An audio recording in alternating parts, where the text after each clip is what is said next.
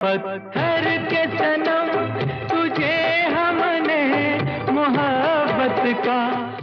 दोस्तों, आज मैं जिस कहानीकार की बात करने जा रहा हूँ ना, उन्होंने बहुत सारे खूबसूरत फिल्मी कॉन्सेप्ट दिए हैं दुनिया को।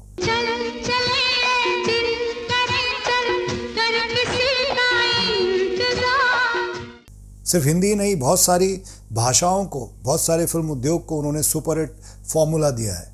मेरे दिल में आज क्या है तू कहे तो मैं। उनके कॉन्सेप्ट इतने दमदार होते थे कि जो भी उनकी किताब पढ़ने बैठता था, पूरी किताब खत्म किए बिना नहीं उठता था। हैरत में डाल देते थे उनके कॉन्सेप्ट, ऐसे होते थे। मेरे साथ चलोगी? कहाँ? मेरे घर में यार मनाना नहीं, चाहे लोग बोलियां बोले।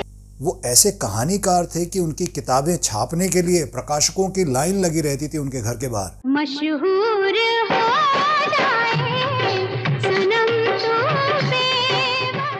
और उनके आगे बड़ी बड़ी फिल्म इंडस्ट्री के दिग्गज हाथ जोड़े खड़े रहते थे कि आप हमें वक्त दीजिए, हमारे लिए लिख दीजिए। भीगी भीगी रातों में, मीठी मीठी बातों में, ऐसी बरसातों में। उनके लिखे उपन्यास और उनकी पटकथा का कोई जोड़ नहीं था, कोई तोड़ नहीं था। उस पर उनकी मौत के बरसों बाद भी फिल्में बनती रही हैं। मैं तेरा शहर छोड़ जाऊंगा, मैं तेरा।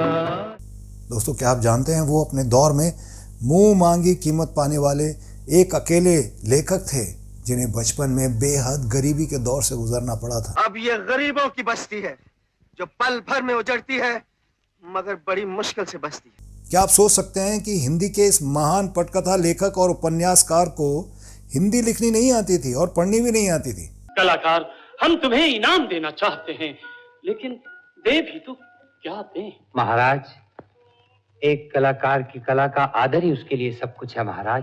और क्या आप यकीन करेंगे कि लोकप्रियता के आसमान पर होने के बावजूद इस कहानीकार को फिल्म जगत ने कभी भी कोई अवार्ड नहीं दिया। इतनी सारी फिल्में बनी हैं उनकी कहानियों पर, और साहित्य जगत ने तो उन्हें साहित्यकार मानने से ही इनकार कर दिया।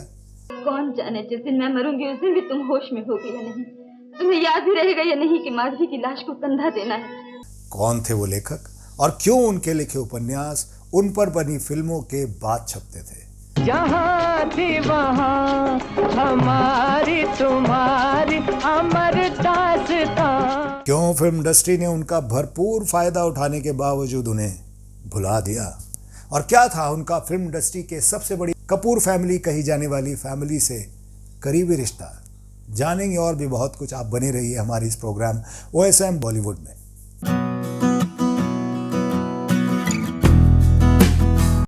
नमस्कार दोस्तों, आप देख रहे हैं मेरा चैनल OSM बॉलीवुड और मैं हूं आपका होस्ट, आपका दोस्त अफजल खान। आज के इस वीडियो में हम चर्चा कर रहे हैं 1960 और 1970 के दशक में हिंदी फिल्म के सबसे पॉपुलर और सबसे ज़्यादा व्यस्त रहने वाले कहानीकार, उपन्यासकार और पटकथा लेखक गुलशन नंदा जी की। वो ऐसे कथाकार थे जिनके नाम बहुत सारी सुपरहिट फिल्में हैं। अरे महबूब का जो बस लेते हुए ना, और जिनके दरवाजे पर फिल्म निर्माताओं के साथ साथ प्रकाशकों की भी कतार लगी रहती थी। लेकिन इतने सक्सेसफुल आदमी के पीछे इस महान लेखक की जिंदगी शुरुआत से ऐसी नहीं थी दोस्तों, बहुत स्ट्रगल था। उनका बचपन बेहद गरीबी में बीता। गुलशन नंदा का जन्म हुआ था 28 जनवरी 1929 को केटा में, जो अब पाकिस्तान में है। आज़ादी के कई साल पहले उनका परिवार दिल्ली आ गया था। पुरानी दिल्ली बल्ली महारान में ही वो जब बहुत छोटे थे एक चश्मे की दुकान पर काम करते थे। उनकी कहानियां सुनाने की क्षमता और जो उनकी कल्पना थी उसको देखते हुए किसी ने उन्हें सलाह दी कि भाई तुम ऐसा करो, तुम लिखने लग जाओ, कहानी लिखो। बस ये सुनकर उन्होंने इस शौक को पूरा करने की सोची, वो लिखने लगे। एंडी सहगल नामक प्रकाशक ने पहली बार उनकी कहानी को छापने का मौका दिया और उनके जो उपन्यास थे वो सहगल साहब के अशोक पॉकेट बुक्स के बैनर पर छपते थे। कहते हैं उस समय उन्हें किताब के 100 या 200 रुपए मुश्किल से मिलते थे। फिर धीरे धीरे रफ्ता रफ्ता उनकी कामयाबी बोलने लगी और रकम भी बढ़ती गई। फिर धीरे धीरे ऐसा भी टाइम आया कि उन्होंने थोड़ा ज़्यादा पैसे मांगा। उन्होंने जितना पैसा मांगा उन्हें मिलने लगा। धीरे धीरे करके उन्हें साइन करने के लिए होड़ मची रहती थी। उनके पास, उनके दरवाजे पर लोग आने लगे। हालांकि गुलशन नंदा के लेखन का जादू दर्शकों और पाठकों दोनों के ही सर चढ़कर बोल रहा था, लेकिन साहित्य के क्षेत्र में इस लोकप्रियता को सम्मान नहीं मिल रहा था। बहुत सारे साहित्यकार थे जो गुलशन नंदा को दूसरे लोकप्रिय उपन्यासकारों की रचनाओं को लुगदी साहित्य का नाम देते थे, मतलब कहते थे तो चलते फिरते लेखक हैं। हालांकि वो दौर कुछ ऐसा ही था। इस लुगदी साहित्य को पढ़ने वालों की संख्या तेजी से बढ़ती जा रही थी। कहते हैं ना, आप आम जबान में बात करें तो लोग आपकी बात आसानी से समझते हैं। वो आम जनता के लेखक थे, दिल से लिखते थे और ऐसा लगता था कि अपनी ही कहानी लिखी है इन्होंने, जो हमारी कहानी, मतलब हर आदमी अपने आप को उनकी किताबों में, उनकी कहानियों में देखता था। लोग जितना इन साहित्यकारों को पसंद करते थे उससे कई गुना ज्यादा लोकप्रिय गुलशन नंदा, सुरेंद्र मोहन, वेद प्रकाश, रानू जैसे लेखक थे। घर घर में ऐसे उपन्यास देखने को मिल जाते थे और खासतौर से पढ़ी लिखी महिलाएं तो रानू और गुलशन नंदा के उपन्यासों की जबरदस्त फैन थी और फिल्म इंडस्ट्री ने भी उनकी इस लोकप्रियता का जमकर फायदा उठाया। गुलशन नंदा के उपन्यासों पर फिल्में बन जाती थीं। उनके उपन्यास थे जैसे नीलकंठ, तरसते आंसू, कलंकनी, जलती चट्टान, खाट का पत्थर, गेलॉर्ड, ये ऐसी बहुत सारी उनकी खूबसूरत कहानियां, कृतियां रही हैं। फिल्मों में उनकी कलम ने और धमाल मचा दिया। बहुत सारी पुरानी फिल्मों के क्रेडिट में बतौर कहानीकार आपको उनका नाम मिल जाएगा। जिस नाम और क्रेडिट के लिए 70 के दशक में सलीम जावेद जैसे बड़े लेखक, उनको बहुत ज़्यादा मेहनत करनी पड़ती थी, मशक्क़त करनी पड़ती थी, वो क्रेडिट गुलशन नंदा को बिना मांगे मिल रहा था। उनकी बहुत डिमांड थी। बहुत कम लोग ये बात जानते हैं कि फिल्मों से गुलशन नंदा का नाता जुड़ा था एक दक्षिण भारतीय फिल्म के जरिए, फिल्म जिसका नाम था पुनर्जन्म।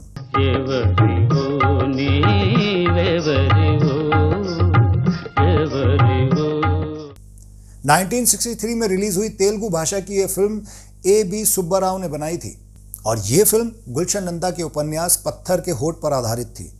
इसने दक्षिण भारत में बहुत पॉपुलैरिटी बटोरी थी, बहुत हिट थी। यह फिल्म जबरदस्त हिट थी। इसकी हिंदी रीमेक भी हुई जिसकी चर्चा हम आगे करेंगे। बॉलीवुड यानी हिंदी सिने जगत में गुलशन नंदा की शुरुआत हुई थी 1964 में रिलीज हुई फिल्म फूलों की सेज से।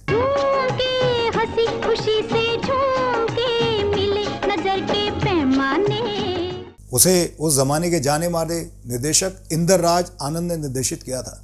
फिल्म में अशोक कुमार, मनोज कुमार और वैजयंती माला मुख्य भूमिकाओं में नजर आए। कान्हा जा रे जा, चलो छोड़ो मोरे हाथ जालिमा।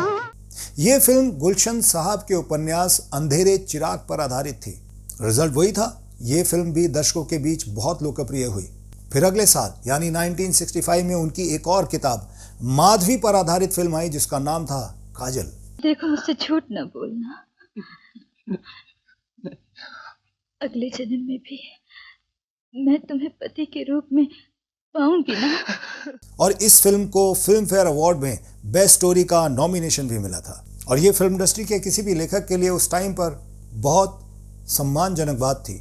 1966 में आई फिल्म सावन की घटा, होले होले चलो मोरे साजना, हम भी पीछे हैं तुम्हारे, जिसके निर्माता निर्देशक थे शक्ति सामंता। इस फिल्म में मनोज कुमार, शर्मिला टैगोर, मुमताज, प्राण और जीवन जैसे चोटी के कलाकारों ने काम किया था। ए छोकरा, छोकरी माफ करना। देखना राज न हो मेरे मासूम सनम। गुलशन नंदा साहब की संभवतः प्रकाशक के साथ सहमति से साल भर में अमूमन एक ही किताब आती थी। उपन्यासकारों का मानना है कि ऐसा वो जानबूझकर एक स्ट्रैटेजी के जरिए करते थे ताकि पाठकों को उनकी अगली किताब का बेसब्री से इंतजार रहे और उनकी जो पिछली किताब है वो पूरी स्टॉल से एक तरह से बिक जाती थी, गायब हो जाती थी। 1967 में आई फिल्म पत्थर के सनम। पत्थर के सनम तुझे हमने मोहब्बत का। गुलशन नंदा साहब के उपन्यास सांवली रात पर आधारित है। ए नडियाडवाला की इस फिल्म में मनोज कुमार, वहीदा रहमान, मुमताज और प्राण थे। क्या गाने थे इस फिल्म के। महबूब मेरे तू है तो दुनिया। कितनी हंसी है जो तू नहीं तो कुछ भी नहीं। फिल्म का निर्देशन राजा नवाथे ने किया था। राजकुमार, वहीदा रहमान, 1968 में यह फिल्म आई थी और मनोज कुमार की अभिनीत फिल्म नील कमल ने तो मानो तहलका मचा दिया। इस फिल्म में राजकुमार ने भी काम किया था और बहुत ही कमाल की फिल्म थी। मेरा मन, मेरे प्राण, मेरी अमर प्रेरणा, ये है वो रूप महाराज। राजकुमार, ये कौन? आप राजा हैं, अधिराज हैं, जो चाहें दे सकते हैं। ये दान मुझे दे दीजिए महाराज। इस फिल्म में पुनर्जन्म और उसके आत्मा से मिलने की कहानी को बेहद रोचक अंदाज में दिखाया गया है। जिस उपन्यास पर फिल्म ये आधारित थी, उस उपन्यास का नाम भी नीलकमल ही था, जो पाठकों के बीच बहुत पॉपुलर हुई थी। तुझको पुकारे मेरा प्यार, आजा। ये इनकी ब्यूटी थी कि इनकी किताबें और फिल्में दोनों साथ साथ रिलीज होती थी और दोनों साथ साथ हिट होती थी। दरअसल उनकी किताबों में दर्शकों का ऐसा सजीव चित्रण होता था कि पाठकों को लगता था कि जैसे वो फिल्म देख रहे हैं। इसके बाद 1970 में आई संजीव कुमार, मुमताज, शत्रुघ्न सिन्हा और जितेंद्र अभिनीत फिल्म खिलौना। पता कौन है तू, वरना गलत शेर की तरह मिटा दी जाएगी। शायर साहब, नाम लिखकर मिटा देना तो बच्चों का खेल है, लेकिन सपना की आत्मा को नहीं मिटा सकते। खिलौना ने भारी लोकप्रियता बटोरी और उस साल इसे फिल्म फेयर के सर्वश्रेष्ठ फिल्म के पुरस्कार से भी सम्मानित होने का मौका मिला था। इस फिल्म में संजीव कुमार ने कमाल का काम किया है। आपने अगर ये फिल्म नहीं देखी है तो संजीव कुमार के अभिनय के लिए गुलशन नंदा साहब की कहानी के लिए इस फिल्म को जरूर देखिएगा। तुम हमारी बीवी हो। देखो जी, ये जिद अच्छी नहीं। हाँ नहीं, तुम्हें हमारा हुक्म मानना ही पड़ेगा। अच्छा, दरवाजा बंद कर लो। फिल्म की हीरोइन मुमताज को भी सर्वश्रेष्ठ अभिनेत्री का पुरस्कार मिला था। हालांकि इस अवार्ड समारोह में सर्वश्रेष्ठ कहानी की कैटेगरी में गुलशन नंदा साहब का नाम सिर्फ नॉमिनेशन तक ही सिमट कर रह गया। चलता है, ऐसा होता है इंडस्ट्री में। साल 1970 में ही इस फिल्म की तमिल रीमेक भी रिलीज हुई, जिसका नाम था एंगिरुंदो वंदाल। बाद में सन 1976 में अमृत वाहिनी के नाम से इसकी मलयालम रीमेक भी बनी। फिर 1971 में गुलशन नंदा के उपन्यास कटी पतंग पर आधारित इसी नाम की फिल्म आई, जिसमें मुख्य भूमिका में आशा पारिक थी और काका थेरे यानी राजेश खन्ना। खामोश ऐसे है तू, तस्वीर जैसे कोई। और इस फिल्म में राजेश खन्ना के साथ अन्य कलाकार प्रेम चोपड़ा, बिंदु, नासिर हुसैन भी थे। ये फिल्म भी जबरदस्त हिट रही और इसके अलावा आशा पारिक को सर्वश्रेष्ठ अभिनेत्री का फिल्म फेयर अवार्ड भी इसी फिल्म के लिए मिला।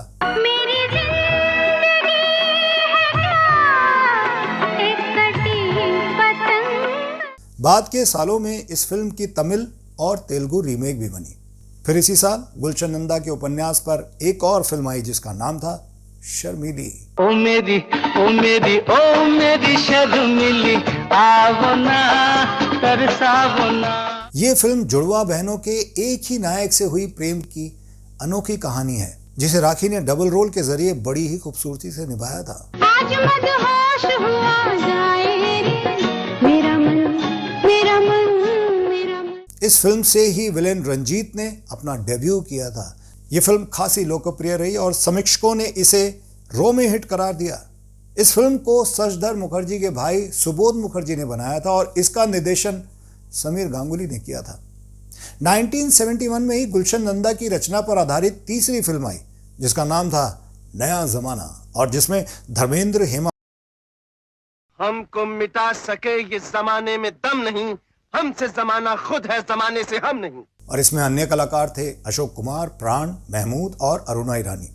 हालांकि कहा यह भी गया कि यह फिल्म 1940 के दशक में आई बंगला फिल्म उदय पाथे पर आधारित है, लेकिन दर्शकों और पाठकों के बीच उनका नॉवल खासा लोकप्रिय हुआ। फिल्म के निर्माता निर्देशक थे प्रमोद चक्रवर्ती। 1973 में आई film the poem of love ने फिल्म जगत में तहलका मचा दिया। सोनिया, बात तो सुनो। राजेश खन्ना और शर्मिला टैगोर और राखी के अभिनय से सजी ये फिल्म यशराज फिल्म के संस्थापक यश चोपड़ा की पहली फिल्म थी। उससे पहले तो अपने बड़े भाई बी आर चोपड़ा की कई फिल्मों में सहायक निर्देशन एज अ असिस्टेंट डायरेक्टर वो काम कर चुके थे। इस फिल्म के लिए यश चोपड़ा को सर्वश्रेष्ठ निर्देशक का फिल्म फेयर अवार्ड भी मिला। फिल्म सुपरहिट रही थी। तेरी जुल्फ फिर सवारूं, तेरी मांग फिर आप तो जानते ही हमारी फिल्म इंडस्ट्री का हाल। हमारी फिल्म इंडस्ट्री में श्रेष्ठतावाद का बोलबाला हमेशा से रहा है और जिसका शिकार हमारे गुलशन नंदा साहब को भी होना पड़ा। लंबे समय तक साहित्यिक भाषा से हटकर लिखी किताब या पुस्तक को लुगदी साहित्य का नाम दे दिया जाता है। इसी वजह से हमारा हिंदी साहित्य गुलशन नंदा की घनघोर उपेक्षा करता रहा। इस बात का उन्हें हमेशा मलाल रहा और इस बारे में वो अक्सर कहा भी करते थे। इसका एक रोचक किस्सा भी है। हिंदी की अग्रणी प्रकाशक संस्था हिंद पॉकेट बुक्स ने एक तरह से गुलशन नंदा का बॉयकॉट कर रखा था। उनकी किताबें छापने को लेकर वो घोषित इनकार सा था, मतलब सबने बोल रखा था कि इनकी किताबों को छापना नहीं, लेकिन चढ़ते सूरज की रोशनी से कब तक मुंह छिपाया जा सकता है, डायमंड कूड़े में भी पड़ाओ, अपनी चमक तो दिखाएगा भाई। 1970 के दशक में जब गुलशन नंदा फिल्म और उपन्यास जगत में अपना खासा नाम कर चुके थे, जब उन्होंने अपना नाम कमा कर दिखाया, काम करके दिखाया, तब जाके लोगों को अपनी गलती का एहसास हुआ, प्रकाशकों को अपनी गलती का एहसास हुआ। उन्होंने गुलशन नंदा के लिखे उपन्यास को छापने का इरादा किया, लेकिन इस बार सिक्का गुलशन नंदा का चल रहा था। उन्होंने भी मुंह मांगी रकम मांगकर अपनी किताब छापने के लिए दी। 1973 में आई इस किताब का नाम था झील के उस पार। हिंद प्रकाशन के इतिहास में झील के उस पार एक अद्भुत घटना थी। इस किताब को ना भूतो ना भविष्यति इस तरह का प्रचार भी मिला था। रात भर के अखबारों पत्रिकाओं के साथ साथ रेडियो बिलबोर्ड्स का भी इस्तेमाल किया गया। इसके प्रमोशन में चौक चौराहों पर, बस, रेलवे स्टेशन पर बड़े बड़े पोस्टर लगाए गए थे। इस बात पर खास जोर दिया गया था कि पहली बार किसी हिंदी किताब का पहला ऑडिशन ही 5 लाख प्रतियों का है।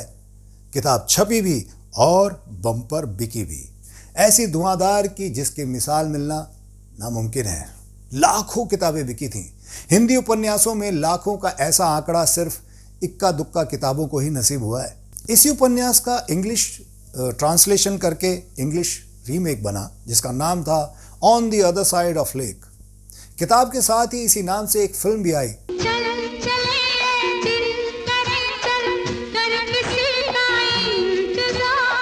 इस फिल्म में धर्मेंद्र और मुमताज हीरो हीरोइन थे। किताब और फिल्म दोनों ही 1973 में एक ही समय में एक साथ आई और एक साथ हिट हो गई।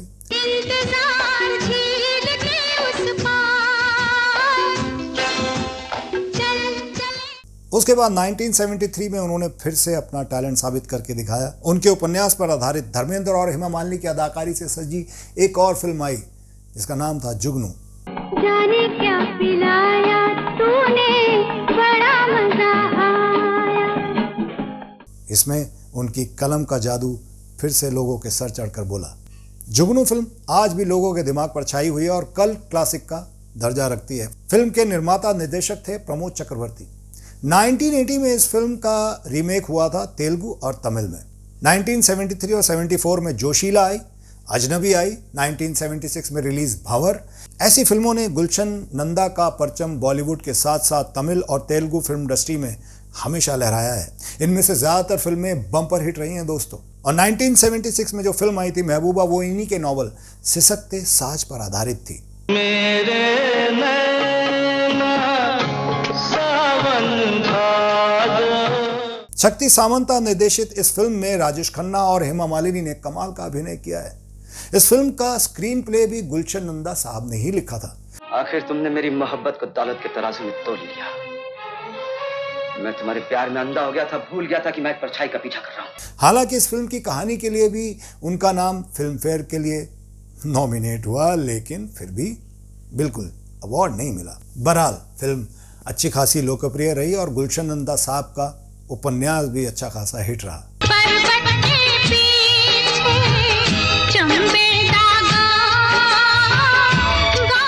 एक समय तो ऐसा भी रहा कि पहले फिल्म आती, उसके बाद उसकी किताब बाद में पब्लिश होती थी। ऐसी उल्टी गंगा बहने के बावजूद भी उनकी किताबों को उतना ही पसंद किया जाता था। एक और दिलचस्प बात उनके बारे में फेमस है। कहते हैं कि हिंदी उपन्यास जगत का ये सूरज अपनी रचनाएं उर्दू में लिखता था, जिसे बाद में उनके बहनोई ब्रजेंद्र सान्याल हिंदी में ट्रांसलेट करते थे। मतलब वो हिंदी लिखना नहीं जानते थे, पढ़ना भी नहीं जानते थे। कमाल की बात है। 1978 में एक एक्शन थ्रिलर थी फिल्म आज़ाद, 1979 में रिलीज़ हुई थी एक और फिल्म दिल का हीरा। 1980 में रिलीज़ उनकी लिखी हिंदी रचनाओं पर आधारित फिल्म दो प्रेमी, एयर होस्टेस। इन फिल्मों के जरिए गुलशन नंदा ने बॉलीवुड पर अपना एक अलग ही तरह का प्रभाव बनाए रखा। वो कर्नल यमराज सिंह, मैं बताऊं, तुम्हारे डैडी है ना बॉम्बे आ गए और हमारी गीता मेम साहब के अंकल निकले हैं। इससे पहले कि वो यहाँ पहुंचे हमें यहाँ से निकल जाना चाहिए। चेतन, मैं तुम दोनों की दुश्मन नहीं हूँ। फिर 1980 और 1983 में उनकी और भी दूसरी फिल्में आई, जैसे बड़े दिल वाला। 1984 में रिलीज हुई बिंदिया चमकेगी। 85 में रिलीज हुई बादल और सलमा। जिंदगी तेरे दर पे फना कर चले आज रस्में। आम दशकों में हिंदी सिनेमा में जो लोकप्रियता गुलशन नंदा को मिली है, वो लोकप्रियता किसी और को आज तक मिली नहीं। जैसा कि पहले भी बताया गया है कि खासतौर से महिला पाठकों में तो उनकी कहानियां और फिल्में बहुत पॉपुलर हो जाती थीं। 16 नवंबर 1985 को मुंबई में उनका अचानक निधन हो गया। दोस्तों, 1987 में उनकी आखिरी फिल्म आई थी जिसमें श्रीदेवी और राजेश खन्ना थे। फिल्म का नाम था नजराना। साथ ले जाऊंगा ये रुसवाई दाग दामन, जो उनकी मौत के बाद रिलीज हुई थी और सुपरहिट रही थी। फिर आगे चलकर 1993 में उनके उपन्यास कलंकनी पर आधारित एक और फिल्म रिलीज हुई। अब बात गुलशन नंदा के कपूर खानदान से रिश्ते की। गुलशन नंदा साहब के दो बेटे हैं, राहुल और हिमांशु। ये दोनों ही बॉलीवुड फिल्मों के जाने माने पब्लिसिटी डिजाइनर हैं। राहुल नंदा की शादी मशहूर विलेन प्रेम चोपड़ा की बेटी रितिका से हुई है। प्रेम चोपड़ा राज कपूर के सगे साड़ू हैं, यानी दोनों की पत्नियां सगी बहनें हैं। तो हुआ ना गुलशन नंदा का कपूर खानदान से करीबी रिश्ता। हालांकि प्रेम चोपड़ा ने गुलशन नंदा की लिखी कई फिल्मों में काम किया था, लेकिन राज कपूर साहब से उनका यह रिश्ता कभी प्रोफेशनल संबंधों में बदल नहीं पाया, क्योंकि राज कपूर साहब बहुत ज़्यादा प्रोफेशनल आदमी थे, सुपर प्रोफेशनल।